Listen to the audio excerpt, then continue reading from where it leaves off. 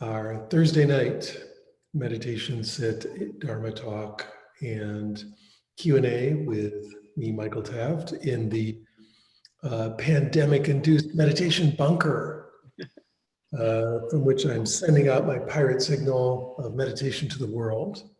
Today is Weesak 2020, the worldwide celebration of the Buddha's birthday.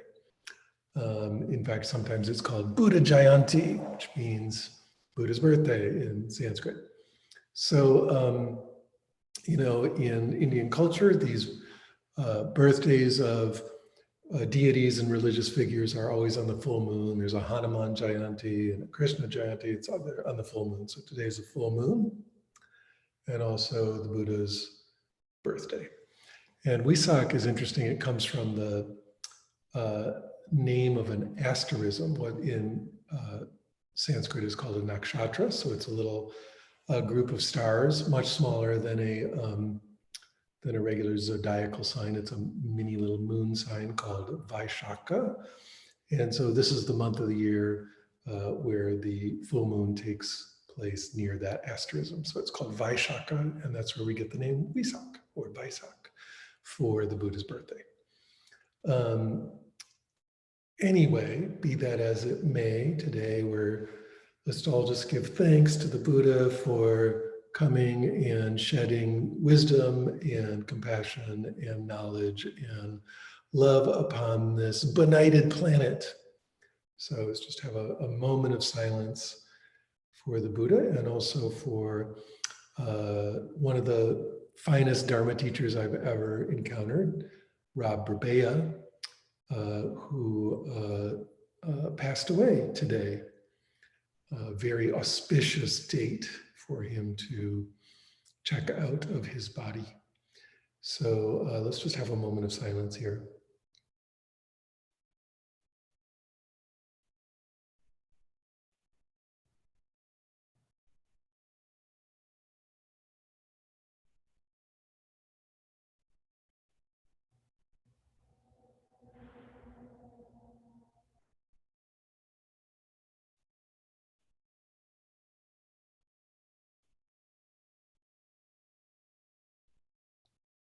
Good. Okay. So without further ado, let's just go from the moment of silence to a much longer moment of silence. I'm going to dive right in. Remember, I can see you all just goofing off there, so I'm watching you as you meditate, and hoping that everyone is sitting properly, their hips rotated forward, their back up nice and straight, their chin tucked, taking on that bodily expression of the heroic and compassionate bodhisattva within, the Tathagata within, and sitting in such a way as to express that inner bodhisattva nature, and beginning already to settle into a very relaxed and energized focus. So as usual, my standard method for doing this, we're going to breathe really deep, big belly in breath, then long belly out breath. And we're meditating mainly on that expansion and contraction of the belly. But this is Shamatha, and Shamatha, we're trying to both relax and at the same time energize the mind. So whatever you focus on is adequate. It works perfectly well. So some people do a mantra, some people visualize something, some people might even pray, whatever it takes to get your mind nice and focused, and your body and energized, like it's kind of lifting your energy in one way and relaxing your body in another way. So notice on that in-breath, that's an energizing in-breath, uplifting the energy, brightening the mind.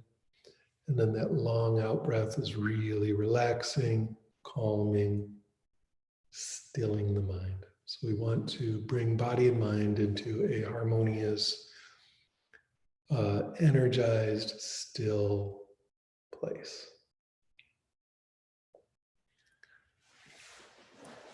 So whatever your meditation object is, go with it and just settle in. And I'll lead you through some bodily relaxation stuff in a moment.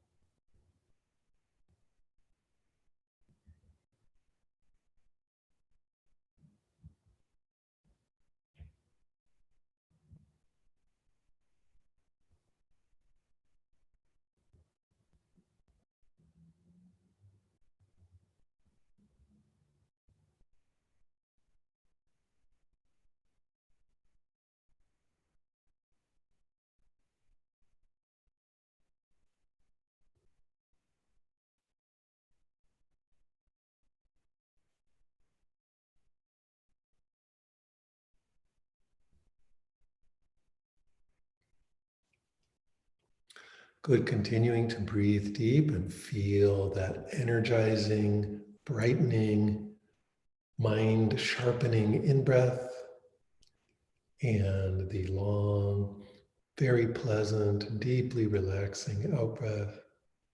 You can also notice that your eyes, your eyebrows, your eyelids, the muscles that control your eyes, all that area is relaxing. Your cheeks and lips and mouth region is relaxing.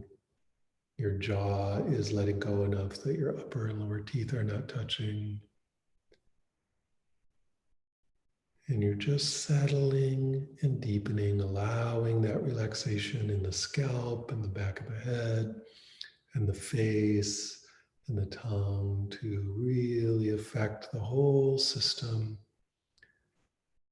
Deepening the letting go, deepening the stillness in the entire body, and allowing the mind to become even more still and unified,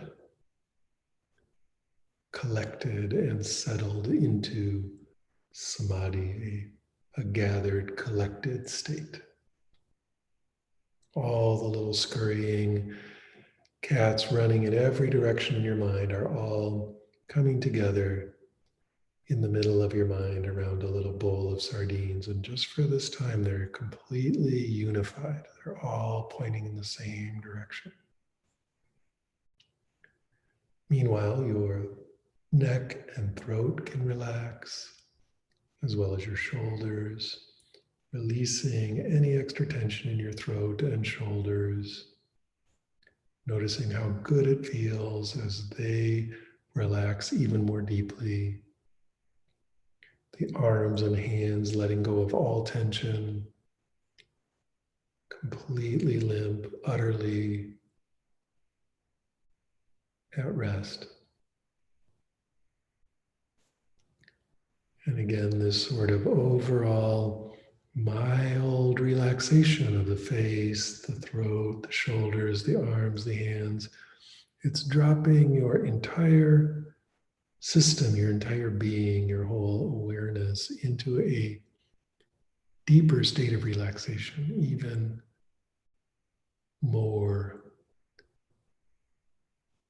released and relaxed and let go. It's like you're dropping into the basement of relaxation. Feeling that in breath, keeping the mind really clear, really bright, energized, very awake. The body settling into perfect stillness.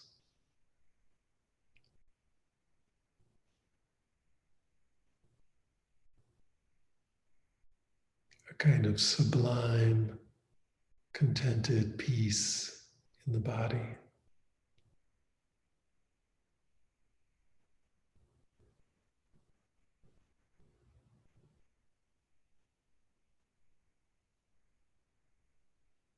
And letting go of any tension at all in the upper chest, front or back, the diaphragm, the belly, or the kidney region in the back, and all through the entire torso, including the pelvic region, everything relaxing, letting go, settling, becoming quite relaxed,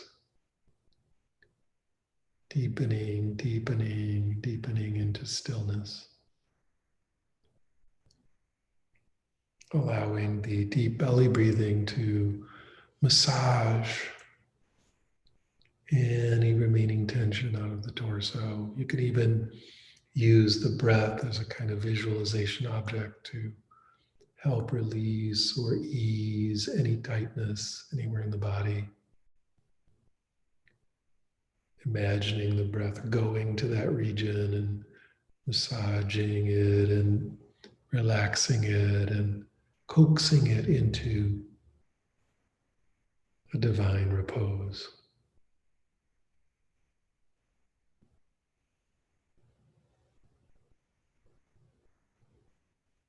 And then relaxing the hips and the legs and the ankles and the feet, allowing them to become very, very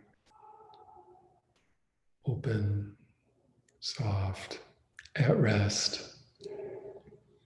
And noticing that that last bit of tension drops the entire system with its release even more deeply into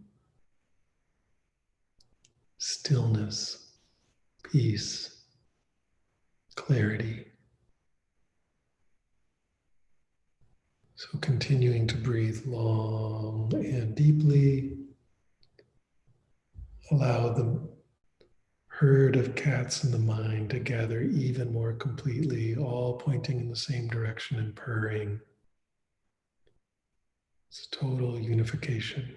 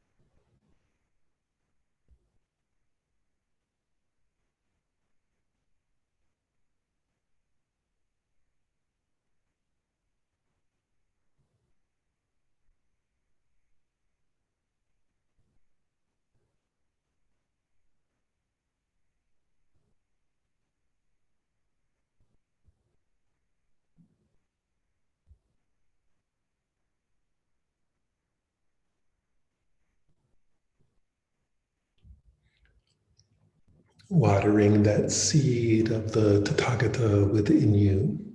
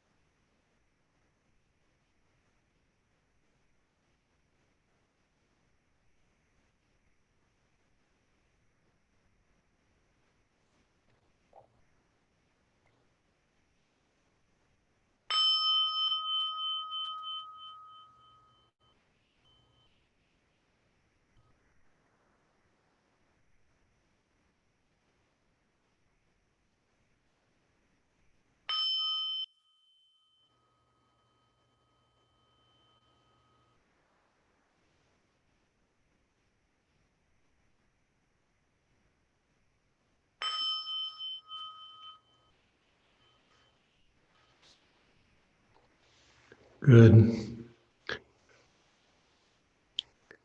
Now, as usual, let's switch from that relaxing, energizing focus on an object to letting go of all objects. Just allow the mind to relax, fall effortlessly open, and just remain open. If the mind contracts around anything at all, just relax, let go, release the contraction, and allow the mind to fall effortlessly open again into awareness.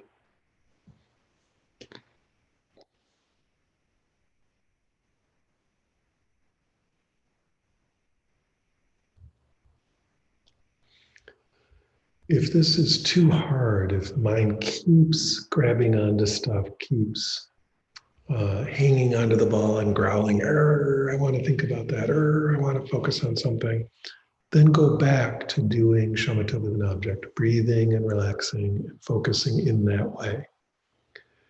That's there as the base of stability. You can always return to that. And then as your mind feels like it's becoming stable, then relax away from any object, just open into spacious awareness.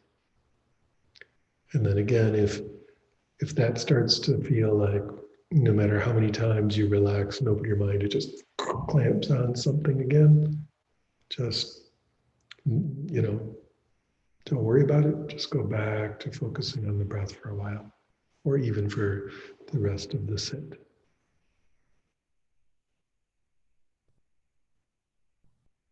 You want the mind to be energized and stable enough that it can easily remain in this open awareness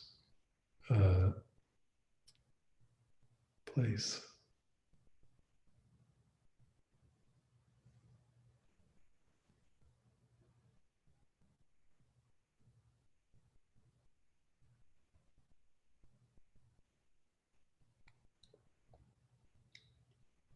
As usual, when we do this, it's not that thoughts aren't happening, but we're paying no attention to them at all. And if we do pay attention to them, that's the grabbing on, and we just relax that and let go. External sights and or sounds are happening, paying no attention to them at all. Body sensations are happening, paying no attention to that at all. This is shamatha without an object, focusing on nothing, or particularly, if we want to call it that, we're having awareness of awareness, but it's not tight. There's no contraction.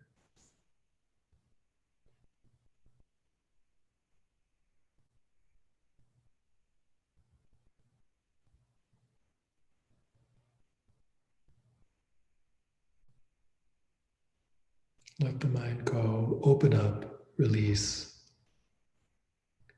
do nothing.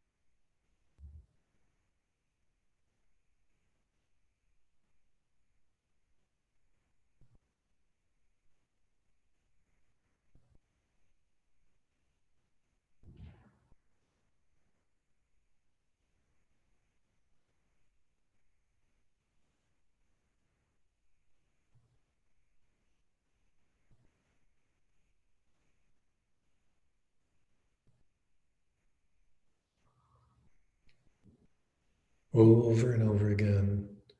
Each time the mind grabs onto something, we're just relaxing that, coming back to open, very clear, very bright awareness.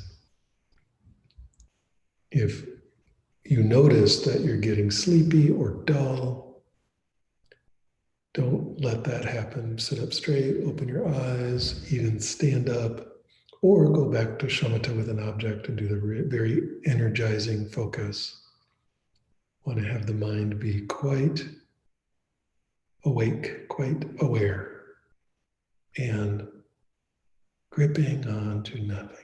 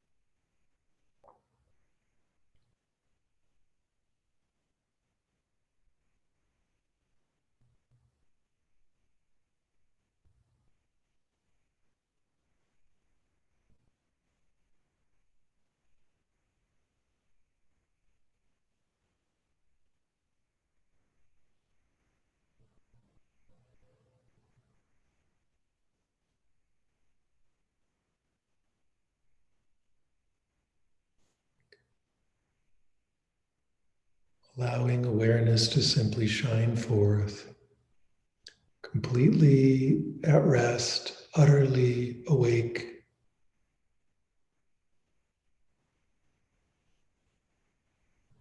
totally clear, totally relaxed.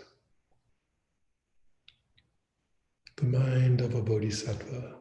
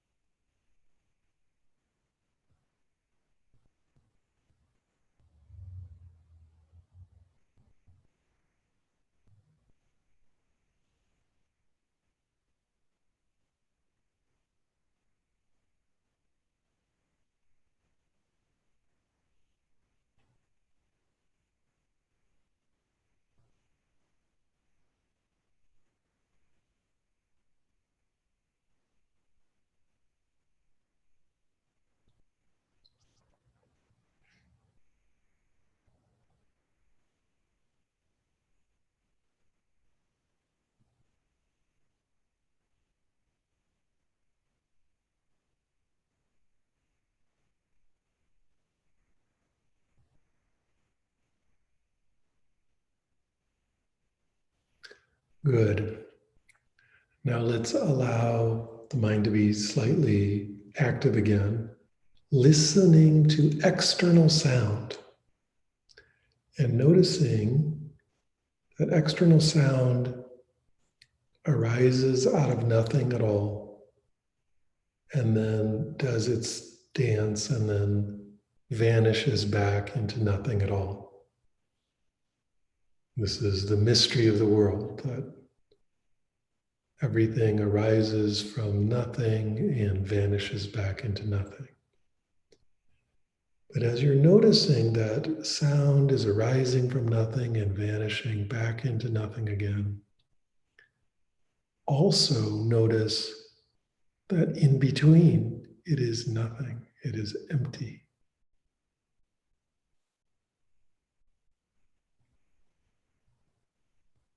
There's an experience of sound, and yet that sound is void, it is empty. There's both an experience and emptiness.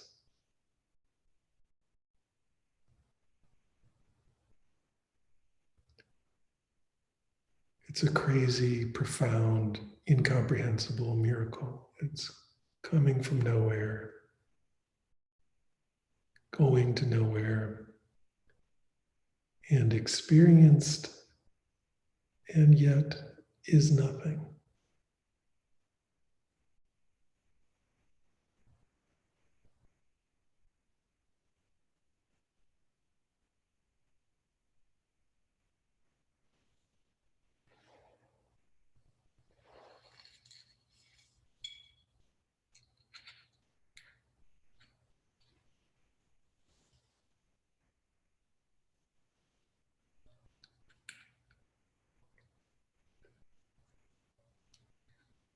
See if you can get a sense of both that moment of sound arising from nothing, from zeroness. It's one of the ways we could translate the Sanskrit word shunyata, the emptiness word. We could translate it as zeroness, because shunya is also the word for zero. The sound comes from nothing and then goes back to nothing. And in between, notice that it is still nothing. It's utterly empty. It's like it's transparent or a dream.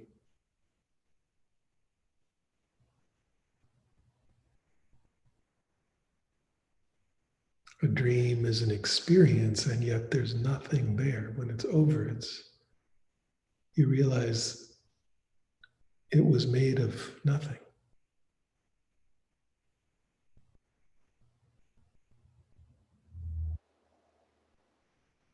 Sound as dream.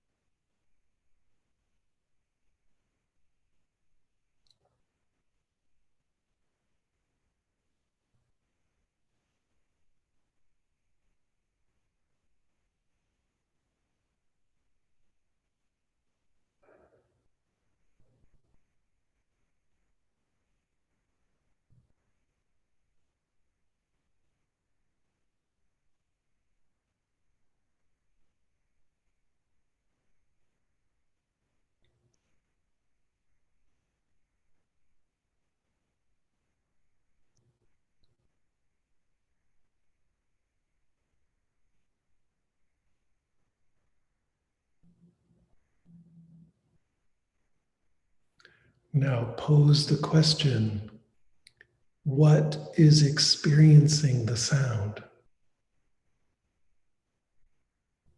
What is experiencing the sound? And notice you can't find anything. You may have a concept arise, like a thought about who or what is experiencing the sound, but if you look directly at what is having this empty experience of this non existent sound, it's also an empty, non existent sense of something. There's just, you can't find anything there.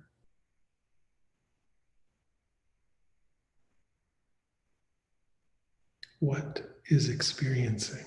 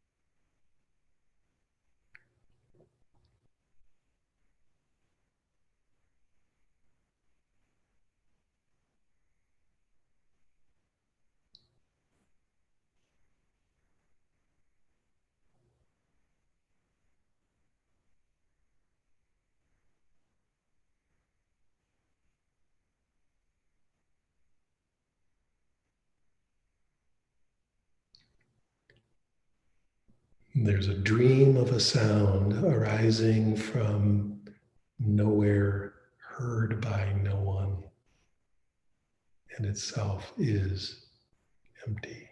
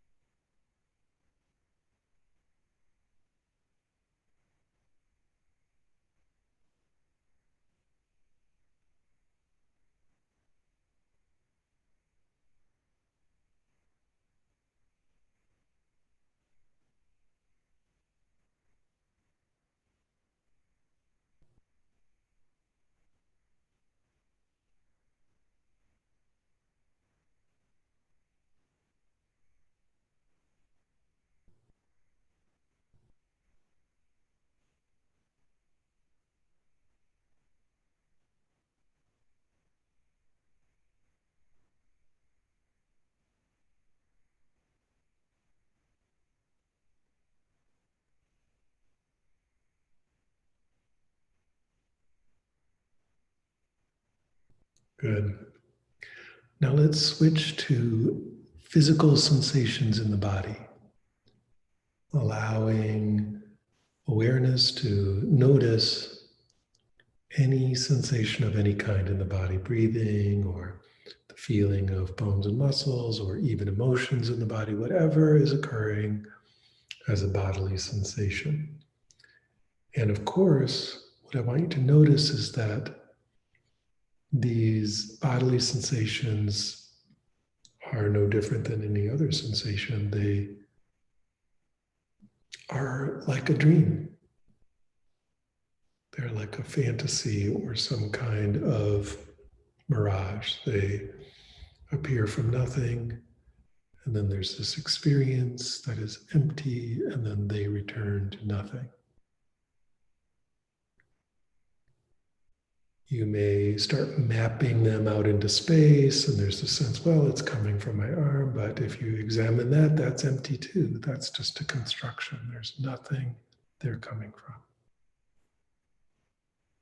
It's a mirage, it's a fantasy, it is empty. So feel the body. We think of it as so solid and so real and maybe so us, but you'll see it's got no history at all. It comes from nowhere. It's got no future. It's not going anywhere. It's simply in this very moment arising as an experience and passing away over and over. And that experience itself is a kind of hallucination.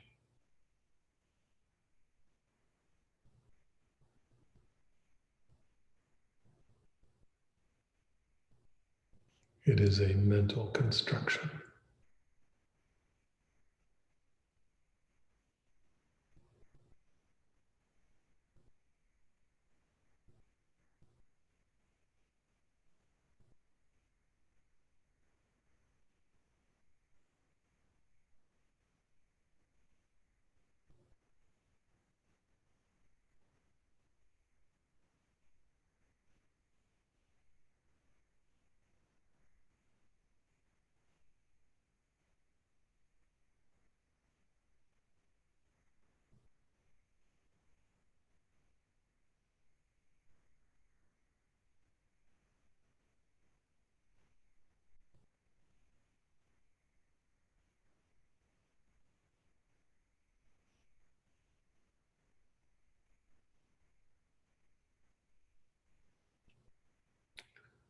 Body sensations are actually not body sensations. That's why we call them body sensations.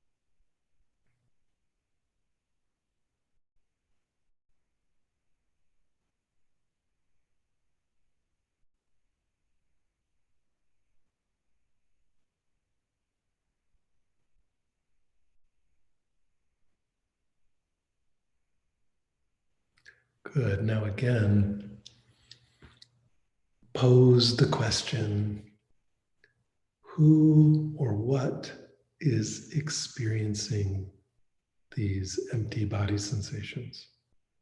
What is experiencing? There's this experience of body sensation like a world reflected in a soap bubble. What is experiencing that?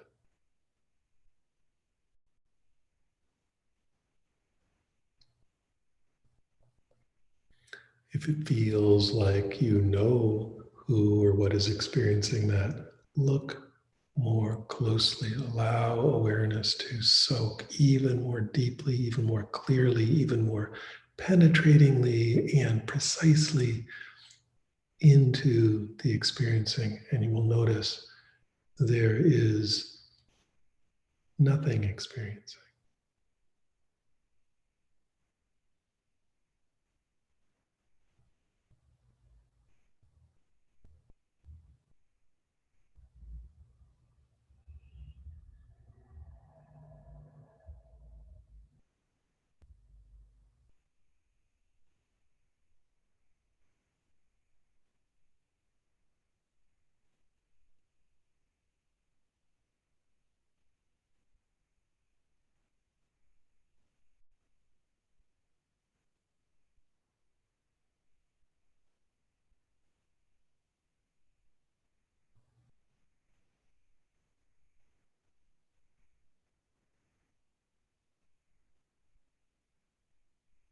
And yet there's experience,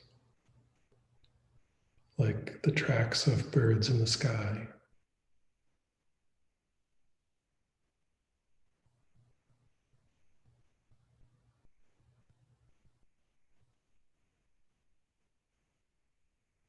Like a tortoise hair coat.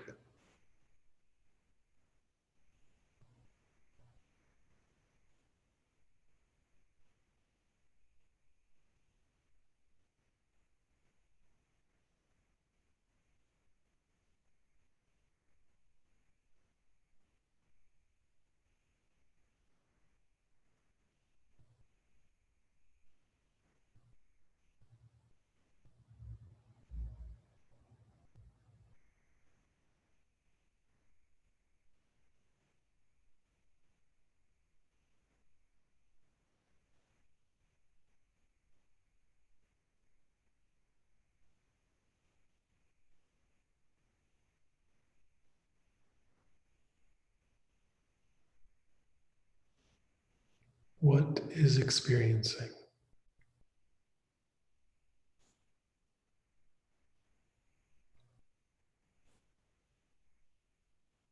Follow awareness to its root and notice it's rooted on nothing.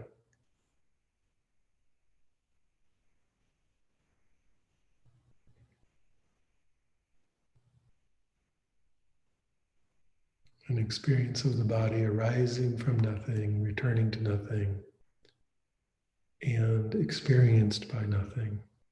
And yet, there is experience.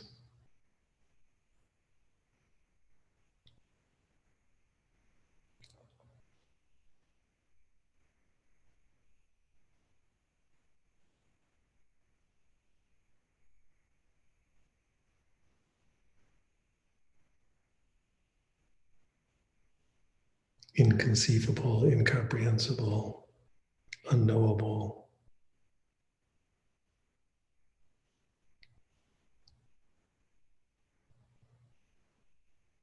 uncreated, unborn, and deathless.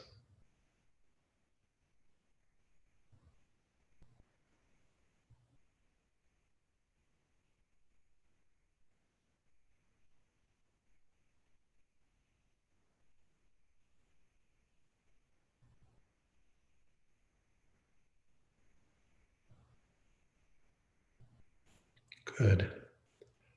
Now, I want you to, in any way, allow awareness to notice yourself. you as a living being, whether that's body sensation, whether that's thinking, whether that's some kind of awareness of anything else. Notice this sattva, this living being. And again, notice that whatever this experience is, it's arising out of nothing and returning to nothing. Unless we start building a history and connecting this moment to earlier moments artificially and projecting future moments, this moment of the experience of being a living being is simply bursting forth out of the void. It is uncreated. And it sinks back into the void, perfectly deathless. And you can't find this living being anywhere except this flash of experience.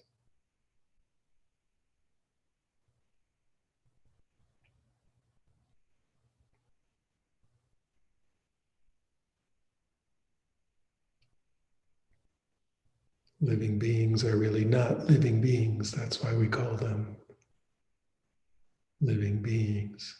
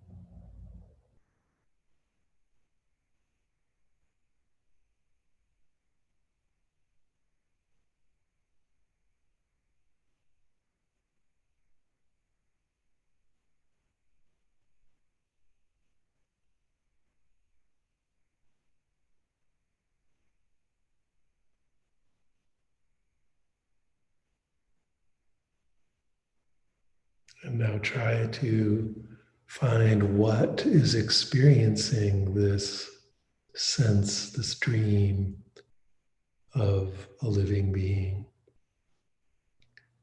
Not only is the sense of a living being empty, but whatever is experiencing it is empty.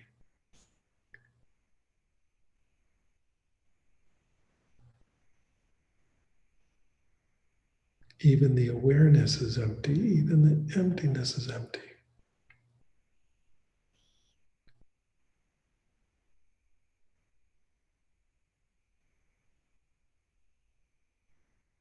It's all fading, dissolving, disappearing.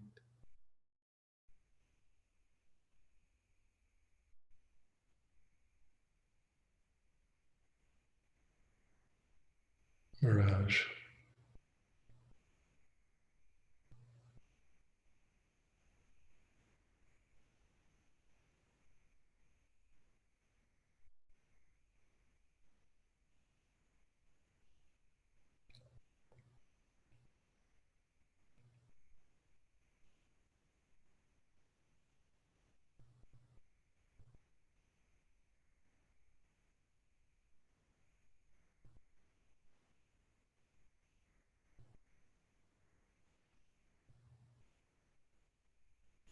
They asked the master, "What is seeing?" And she said,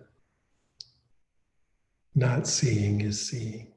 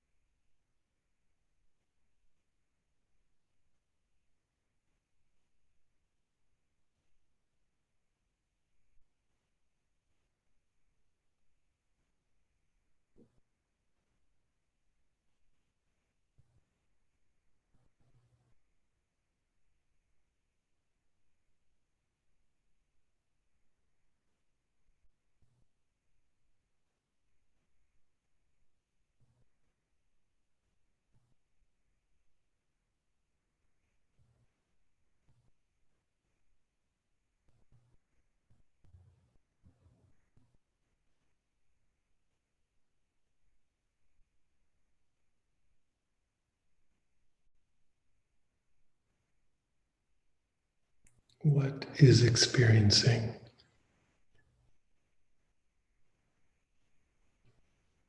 Where does experience even come from?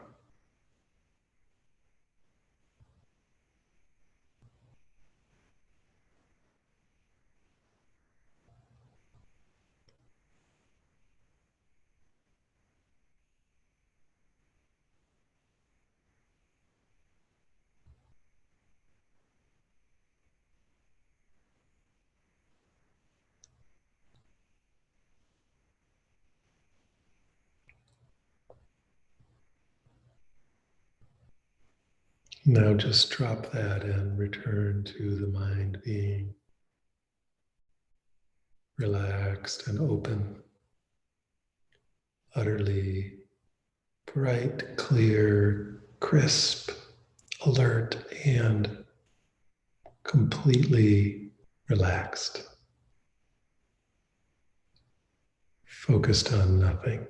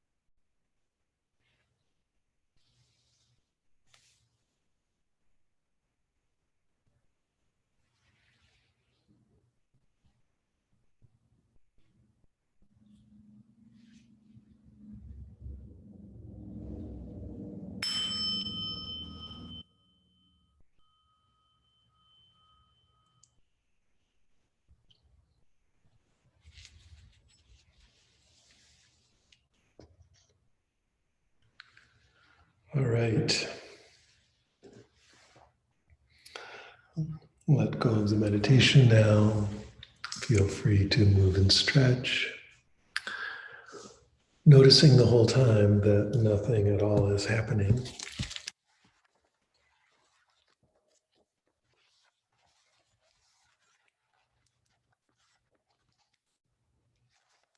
Just, the chapter that we worked from this week that Michael Owens talked about in the Thurman version is chapter 8, the family of the Tathagatas.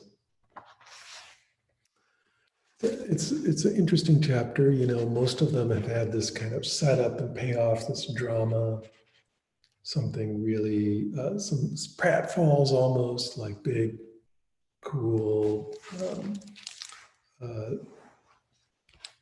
scene changes and big events. We're going to make a giant parasol. We're going to have these huge thrones and so on. And this chapter doesn't really do that.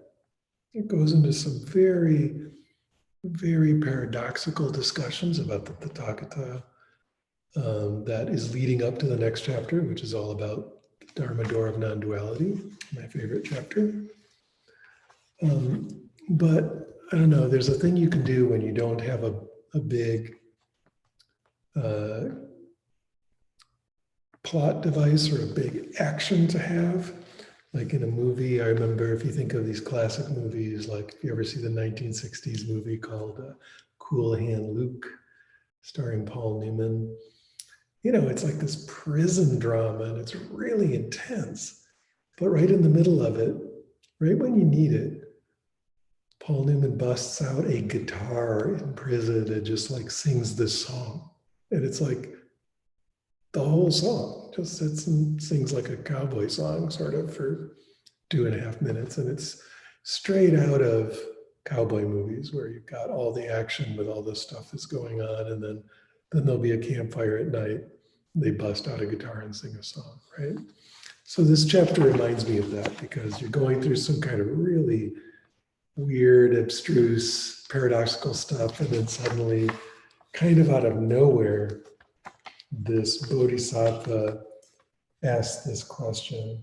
The bodhisattva, Sarva Rupa Samdarshana, is like, who's your father and mother, Vimalakirti? Who are your children? Where are your servants? Where are your elephants? I mean, come on, we've all got elephants. Where are yours? And so it's like a setup, and then Vimalakirti sings a song. There's this long Sanskrit poem. And if you, just like you might forget a whole movie, but remember the song, the Sanskrit from this poem is found in a bunch of other documents. So it's really interesting. Like, we might not have all the Sanskrit for Vimalakirti Sutra, but we've got this poem. And so there's this one part of the poem.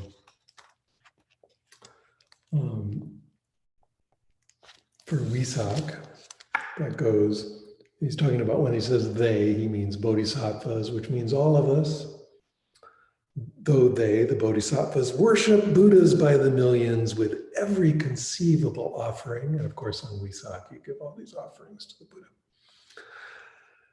Though they worship Buddhas by the millions with every conceivable offering, they never dwell upon the least difference between the Buddhas and themselves.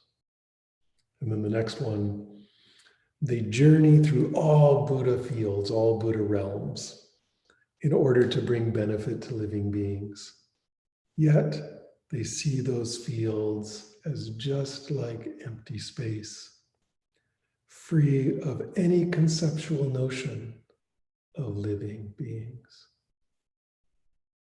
So we're playing around with that a bit in our meditation tonight. I can't remember whether Michael went into this strange word, Tathagata, very much. It's an interesting term. It shows up in the suttas, like the original Pali suttas. It's the same word in Sanskrit or Pali.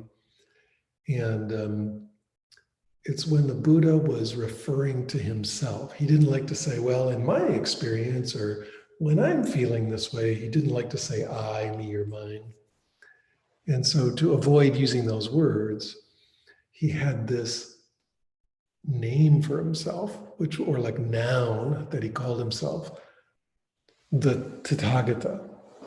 So he'd be like, when the Tathagata practices, he does this. It's kind of strange, but he didn't want to focus on egotism or an egoic I, me, mine. And he was kind of pointing to the fact that because he had experienced nirvana, there was a way that he was just not there at all.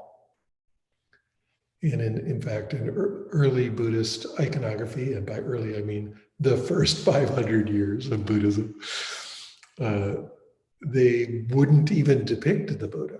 You couldn't draw a picture of him. You had to show a wheel or an empty chair or like footprints. And in fact, the footprints kind of are the ones that are most intimately related to this term Tathagata. And so you bust it up. Tata is easy. That's just Pali or Sanskrit for thus. And thus, blah, blah, blah, it would be tata, blah, blah, blah. But then because of how Sanskrit works, you're smashing words together, like in German or something, making these long nouns and long words. And so you're either saying Tathagata, he who went that way, or Tathagata, he who has come this way. So it's kind of ambiguous, and maybe that's on purpose. But I usually think of it as he who went that way, sort of left the building. It's like Elvis has left the building, kind of a word. The Buddha has left the building. And so he would refer to himself as Tathagata. It's a super interesting term. And over time, as Buddhism, goes through the ages and gets more embroidered, and there's more interpretations, and the word gets used over and over again in many, many, many different ways. It takes on a lot more meanings. And so, we can call this chapter the family of the Tathagatas or the seed of the Tathagatas. Like, where does a Buddha even come from? And of course, the fascinating thing is Vimalakirti says, basically how to, Manju Shri's like, how do you become a Buddha? And Vimalakirti says, in all the wrong ways, and it goes through all the things you absolutely shouldn't do, and that those will, in fact, make sure that you become a Buddha. So it's really introducing an even heavier level of paradox and a heavier level of inconceivability, and also just picking up and smashing any kind of conventional notion of piety or purity or pride in your specialness. And again, setting up the Dharma door of non-duality, which we're just going to get into in a big way in the next chapter. So that's what's going on here. We're gonna talk a lot, about this paradox of the Tathagatas and what to do. And then we have Vimalakirti singing a song. Not only is he great at everything he does, he can even sing. What an amazing bodhisattva this Vimalakirti is. So, and of course, the Sanskrit poetry creates this amazing image. So with that, I'll kick it back to you guys. Comments, questions, fabulous experiences, or what? What's going on out there, SFDC? Well, I have a question about a point in the meditation when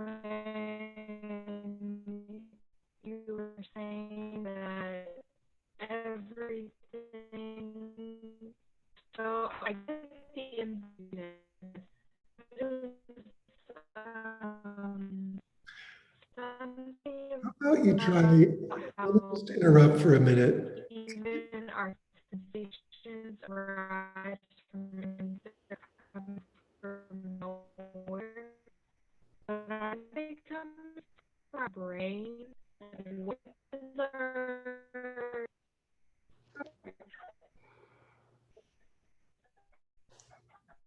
That was amazing and incomprehensible. It's the inconceivable question. Try typing that in the chat window because I really got like zero of those words.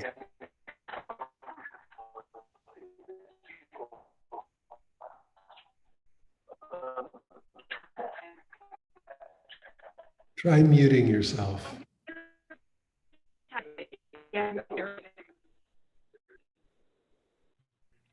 So we are having technical difficulties.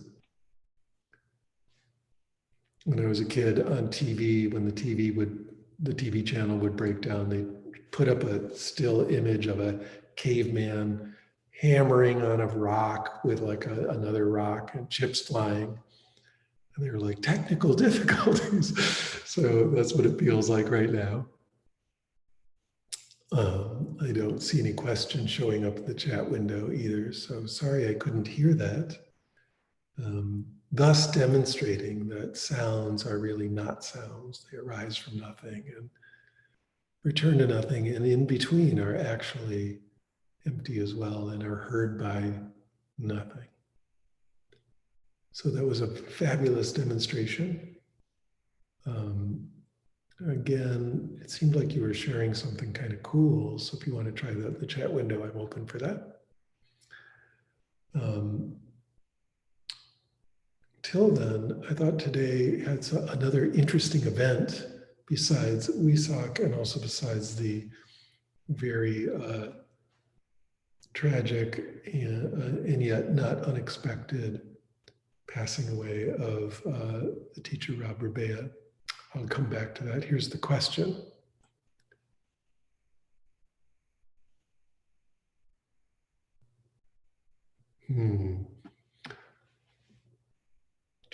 Tanya, is that really what you wanted to ask me?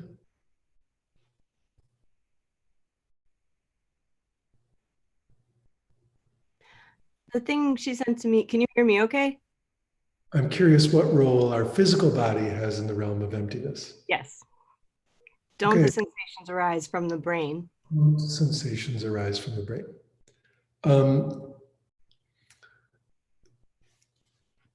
In our, Tanya, in our conventional understanding, sure.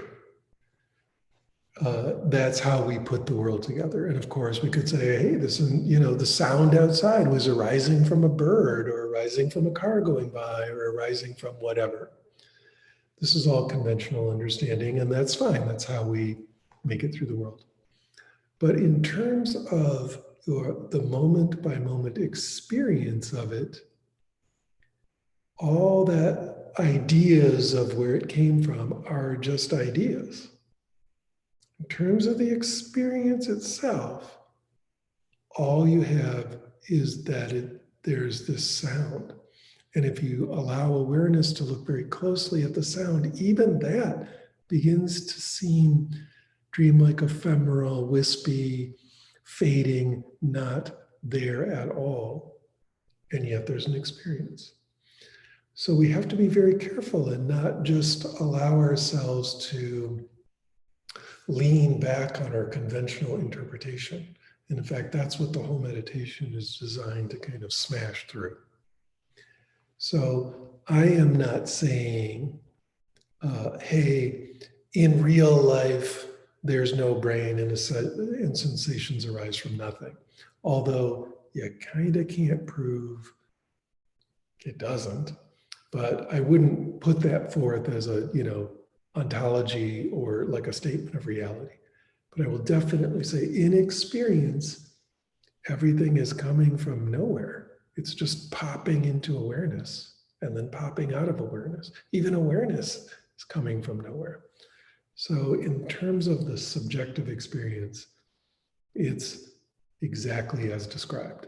Everything else is a conventional interpretation that is also arising from inexperience from who knows where, right? We have to build the sense of a past and build the sense of a story and build the sense of a future to even put all those explanations together. And we're just dropping all that and coming into this bare, naked, crazy moment every moment. Okay, then we have Tatiana. I have a question, says Tatiana. When we were doing emptiness of self, I could actually feel my body even more. Why is that? Also, it was kind of sad and heartbreaking. Sure, whatever awareness becomes more aware of, we feel it very clearly. But it's not about clearness versus unclearness or intensity versus not intensity. It's about the fact that even with that arising came from nowhere. That seemingly clear experience came from nowhere and then it goes away. The feeling of the body arises and goes away, arises and goes away. It's super fascinating. And if it's not clear yet, just keep doing the kind of meditation where you're very specifically watching sensations disappear, watching them disappear, watching them disappear. If you do that sufficiently, you will begin to notice that all sensations have this odd property of arising in awareness and yet also not being there. So there's like the poem I'm always reciting, or the piece of the poem, they're like the somewhat something moving dreamlike on a fading road. There's just a not there-ness quality that is the emptiness. Very powerful, extremely poignant. And once you see it, you can never unsee it. So I'm noticing the time here. And I want to get to, even though there are a number of questions, we're going to not be able to answer them yet, or maybe I'll answer them after we do the announcement stuff. But I think there's kind of several big announcements tonight. So I kind of set that up, that something else happened today. So I'm going to just hand it over to Katie to talk about that, as well as to talk about the very important dana for tonight. And then maybe we'll come back and talk a little bit afterward. Thank you, Michael. Yeah, it's been a big day in meditation world. And so some of you probably heard today that we've made the difficult but ultimately pragmatic decision to give up our space at 2701 Folsom Street. So our goal, and this goal is achievable, is to land back in a physical space in the Mission District when we're allowed to gather again in person. But for now, we're all online, and we've been paying rent on an empty building for a while. And to that point, we're still paying rent on an empty building through the end of this month. So please donate what you can. We're talking about what we're going to do in these digital bardos before we're back in a physical space. And we have some really exciting ideas, and we want to hear yours. So not this Friday, but next Friday the 22nd at 7 o'clock right here in this Zoom room. We'd love the Sangha to gather, to share memories of the space, and to talk about what, you know, your dream Dharma collective physical space would be, because we have the time now to make that dream. And until then, we're so glad to see you all here. And, you know, remember, the Sangha transcends the building. It's always been about way more than the building, and it always will be. And we'll find a new space, and that new space will be good. And what else do I want to tell you? That's the big news. Also, you know, Death Sangha is on Saturday on YouTube, so come to that. And give what you can. leave a note with Michael Taft's name so we know where to send the donations. And it's great to see all your faces over the internet. Thanks all. Thanks, Katie. Okay, then we just play with the video here for a second again. Okay, so let's get back to some of these questions.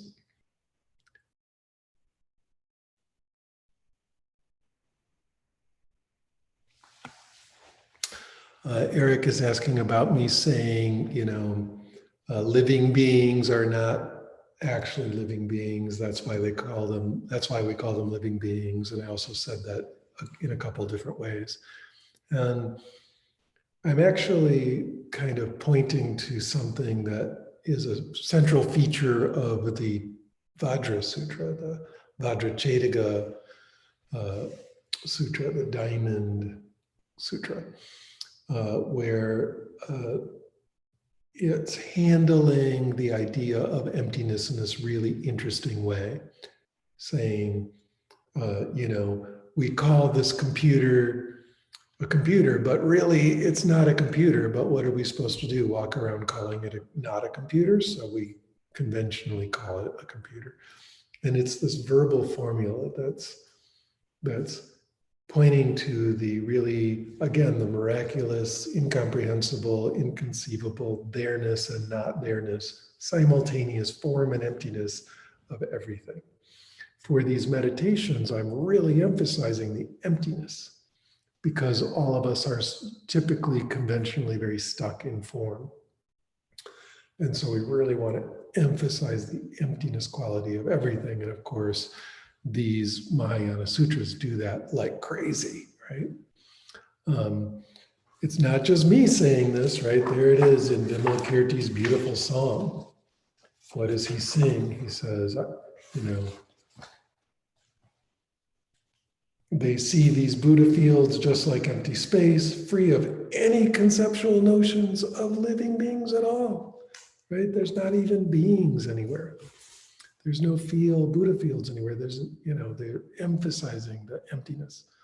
Of course, we know that in the Prajna Paramita Hridaya, in the perfection of wisdom literature, the idea is that both are present. Form and emptiness are the same thing. You can't separate them. There's never form without emptiness, emptiness without form. And so I'm not sitting here going, it's all really nothing, and that's all there is nothing, because that's just nihilism. That's not what I'm saying, that it's only nothing. Notice I keep saying there's an experience there, there's something happening, and yet there's this emptiness quality, this void quality, this nothing quality. Also, I'm just having you really focus on that, because we spend all our time focusing on the opposite of that. So it becomes very interesting later on. These are Mahayana sutras. If we were doing Vajrayana Tantras, a lot of it is about coming back into the something with this new understanding that it's simultaneously something and nothing, simultaneously there and not there, simultaneously form and emptiness. So that's what they're doing in the Vajra Sutra with that funny formula. X is really not X. That's why we call it X. I just love that. I could talk like that all day. So let's very briefly, sorry for the other questions I'm not getting to. Let's just very briefly meditate together here on this anniversary of the Buddha's birthday.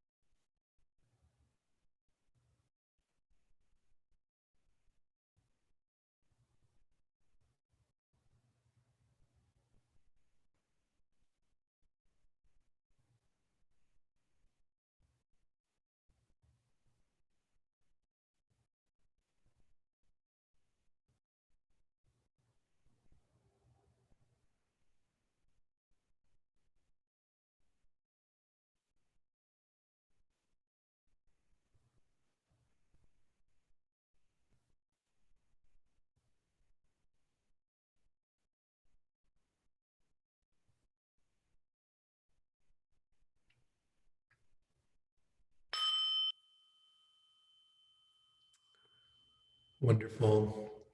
Before you all go back to watching Twitch TV or whatever, just let me remind you, like Katie did, that in just a couple days on Saturday, we'll have Death Sangha, 7 p.m. Pacific time. Come to that and die with me. It'll be fabulous. Can't wait. And of course, on Sunday, we will have part 6 of the Vimalakirti experience with Michael Owens, tuning us into the Dharma door of non-duality. Ta-da! It's going to be awesome. All right, I will see you all on I Saturday. have one last question. I can hear I can hear it. Who's asking this question? Who's busting in? Barksdale. Okay. You said that this is the anniversary of the Buddha's birthday. It's his birthday, yes. Is that like common knowledge? Is that Like like I Googled common knowledge. Like if I Googled that, is there like a not only is it common knowledge, not only is it common knowledge, it is an enormous holiday in Buddhist nations worldwide today. Wow. I have a friend whose birthday is today. He's a yoga teacher. The difference is that it's measured using the Indian lunisolar calendar. So it's not a solar calendar and it's not a lunar calendar, it's a lunisolar calendar. The calendar is measured by taking these pure angles between the sun and the moon. Interesting. And so in other words, you can't say it's May 7th. It's the full moon of the Indian month called Vaishaka. And that's different on a different Western calendar date every year. Interesting. What's that? I said that's interesting. Yeah, if you want to look it up on Wikipedia, it's Veeshak. And it's a gigantic holiday. So Veesheka.